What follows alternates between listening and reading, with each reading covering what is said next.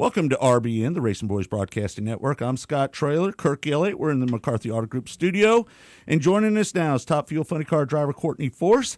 It's a pleasure to have you in the studio. The studio hasn't looked this nice in many years, Courtney, and we appreciate you taking the time to join us. Yeah, thank you. Thanks for having me out here. Yeah, well, let's talk about it. Heartland Park Topeka this weekend. We've got a lot to talk about, but let's talk about this weekend and your expectations going to Heartland Park Topeka. Yeah, well, it's kind of exciting for me coming back and being, the past winner here, defending my title hopefully this year. But, I've had some pretty good luck on this racetrack, and so has my dad, and I think my teammates as well. So it's really a historic track in itself, but hoping to come back here and defend my title, and this track's the Chevy Camaro. It was a big win, too. That was not only a win for you, but it was a win for women, the 100th win for a woman in NHRA. Yeah, it was. Yeah.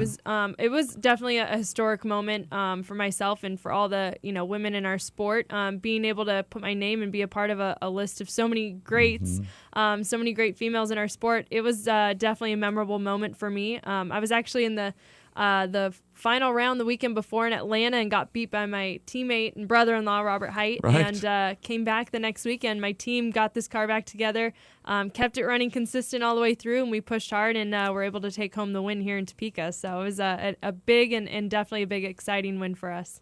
What stands out about Heartland Park Topeka despite all of what you've accomplished over there?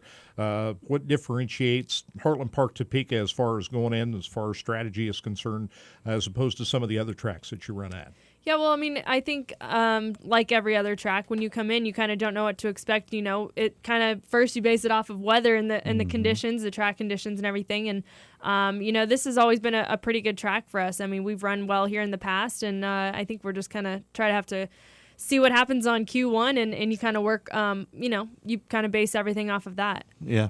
What a sensational year last year for you. You had a lot of wins. I think, was it Gateway you won, Sonoma? You won at Heartland Park Topeka.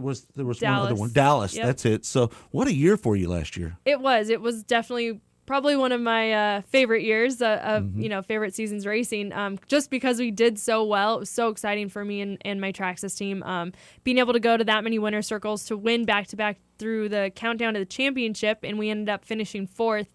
It was a huge deal. It was a lot of fun for us. We were on a roll. We had a great race car and a good team, and we've struggled a little bit at the start of this season, but I think we're starting to get this car turned around, and took it testing, changed some things, and it's starting to really show on the racetrack. We went to the semifinals 2 weeks back in Houston, then came out this past weekend, and Dad took me out in the second round. So right now he's my biggest competition. So we're kind of looking for some revenge this weekend, and hoping we can show everyone that we can still do it out here in Kansas.